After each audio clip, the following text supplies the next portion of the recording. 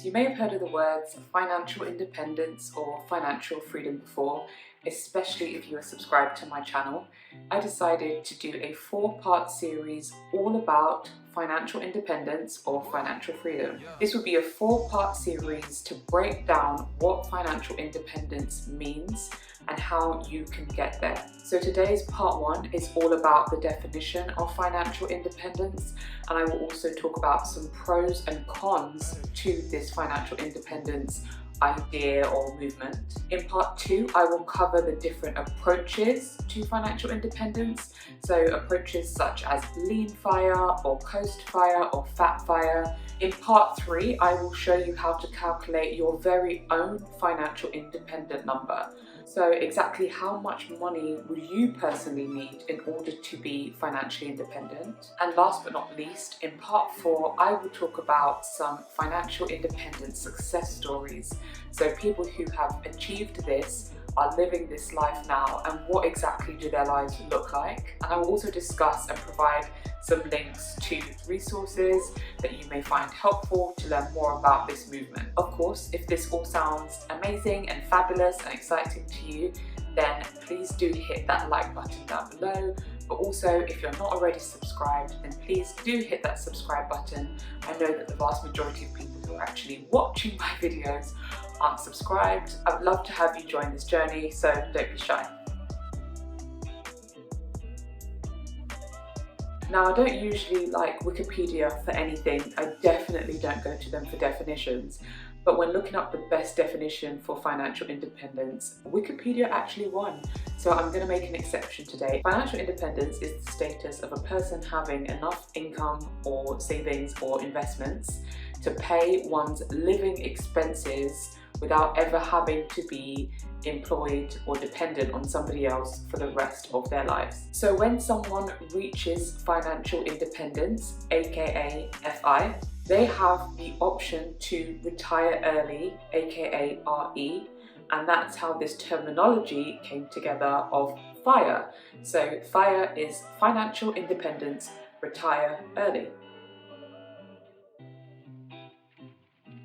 Achieving financial independence does not necessarily mean that someone has to or even wants to retire. Once someone reaches financial independence, they may decide that they will continue working as they do now, or they may decide to cut down their hours at work, or they may decide to start a business that they never had the courage to start because they had their expenses to pay. But the idea behind it is that once you reach financial independence, it's all a choice.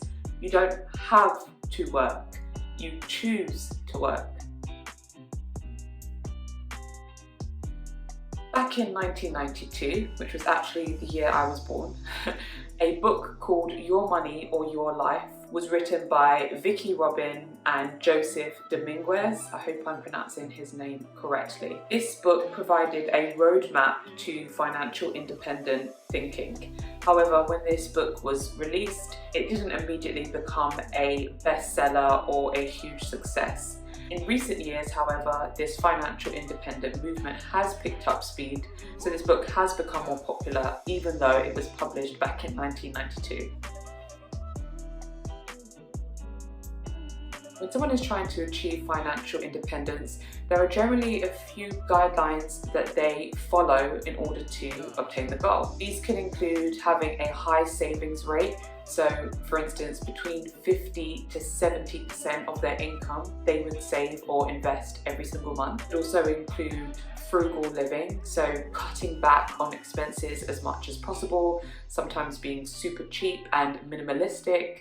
But I like to consider it consciously spending, but there's a spectrum there. Some people are really frugal, some people are less frugal, but I'll talk a bit more about that later. And it also would include investing in low-cost index funds. So generally, most people are trying to achieve FI within about a 10-year span.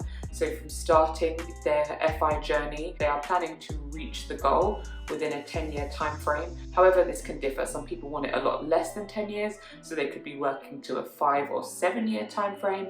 And also there are people who are working to a longer time frame, so 10, 15, maybe even 20 years. Not only is how each person is trying to achieve financial independence really unique to each person and each person's journey, the actual goal, the FI number that they are trying to achieve, also would vary a lot by person to person. For instance, one person may need a final savings pot of about £200,000 in order to be financially independent. However, there could be someone who needs a final pot of £700,000, and even greater, there could be someone who needs a pot of £2 million. So this really does depend on the person and this person's lifestyle preferences.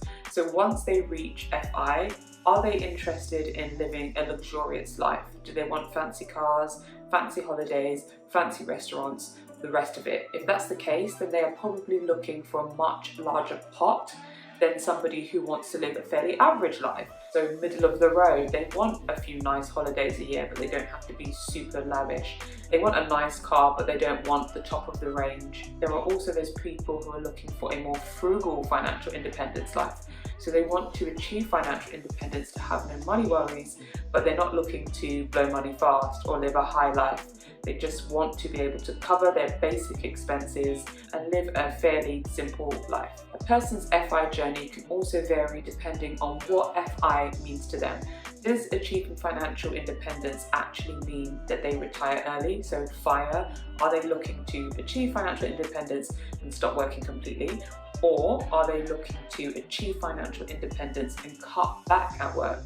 So instead of working 5 days a week, they may work now 2 days a week, or they may even consider continue working. So they're not going to stop working, but they want to continue their job, continue their career, but they want to have the choice. So it's that security, that freedom to know, well, I'm choosing to be in my career. I don't have to be here. I'm not forced to be here because I have expenses to cover, but I'm choosing this because it's what I enjoy. Now I want to go over some of the pros and the cons of this FIRE movement. Don't even necessarily like to call it a movement because that sounds like a fad. It's a lifestyle, it's a way of living, it's proven, it's tried, it's true. It's more of an approach to life, but I want to go over what some positives are and what some potential negatives are. Let's start with the positives. So the first positive is that you increase your financial literacy. So we all know that the vast majority of the population do not have adequate financial literacy or adequate financial knowledge. And this is no fault of our own. It's unfortunately not built into our systems to learn about this. And because of that, sometimes it's not even talked about at home. When you start looking into FIRE, it really does align your mindset when it comes to money. And you start thinking about debt management, you start thinking about how to cut back where you can. It also helps you understand more about savings and the power of investing. And I would say investing is key because for many years I feel like investing, and in fact not even many years, till this day, investing is seen as something that rich people do. It's seen as a privilege that you have once you're rich. But once you realize that a lot of people who got rich didn't start rich, they just implemented some simple strategies that have been proven for a very long time, and they get to reap the benefits. So one thing that I really like about FIRE is that it brings it to the everyday person.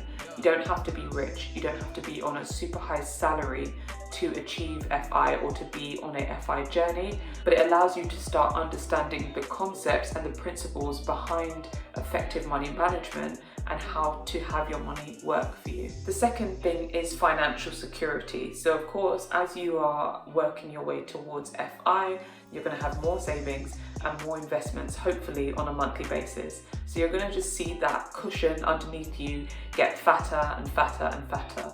And in doing that, you have a larger financial security. So when those random life expenses do come up, it's not really going to be a huge concern as it may have been before, because you have so much cushion underneath you to lessen the blow of the fall. The third thing is time freedom. So the ultimate goal of FI is to have the choice to do what you want with your time.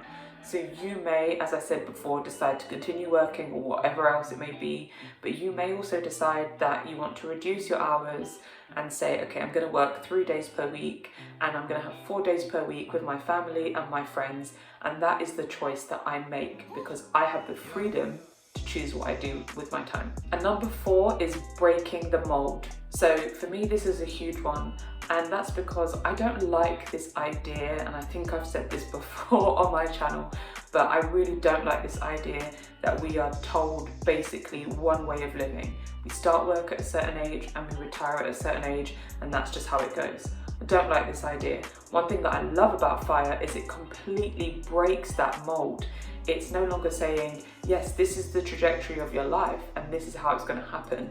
It's saying, well, you can choose when you want to stop working. You can choose when you have freedom to do what you want. So breaking the mold is a really big one for me. So now I'm going to talk about some negatives to FIRE. So the first thing is extreme frugalism. So some people on the F.I.R.E journey decide to or choose to be extremely frugal in their approach to F.I.R.E. So being extremely frugal to them could mean that they cut back on all unnecessary spending, and unnecessary spending for them is anything but the necessities.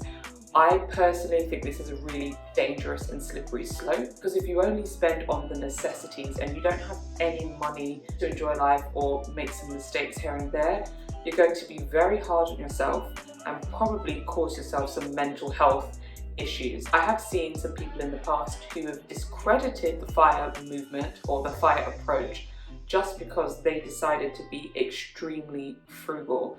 Now, this is not what it is about.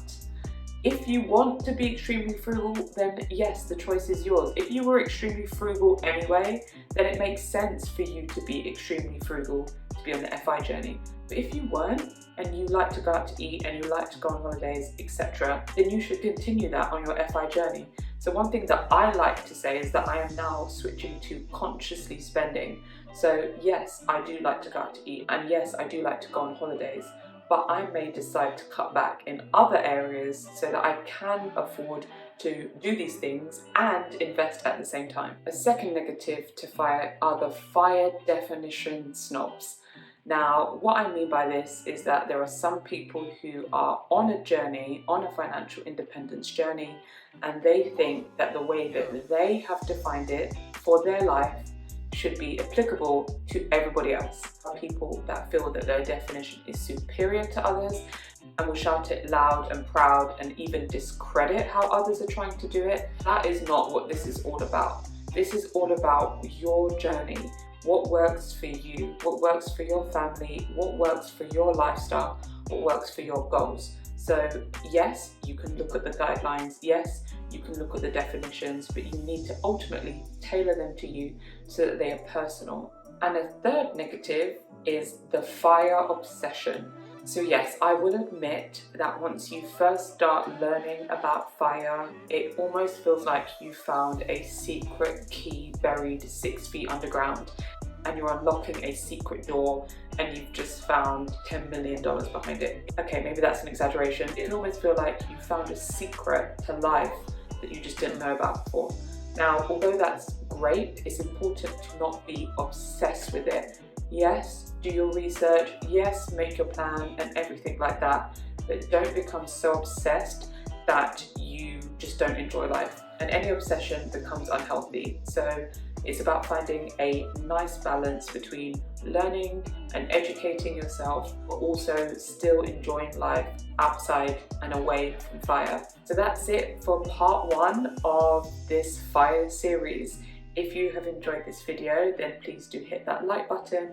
And if you have anything to say, what you think about this FIRE movement, approach, whatever you want to call it, if you're on this journey, if it's not for you, whatever it is, comment down below, please. I'd love to hear what you think. And of course, do look out for the part 2, part 3, part 4 of this FIRE series. I hope it's going to be helpful to some people to just understand what it means fully and can help cut out the noise and the chaos around FIRE when it really is as simple as you make it. So thank you so much for watching. Take care for now, and I will see you in the next video really soon.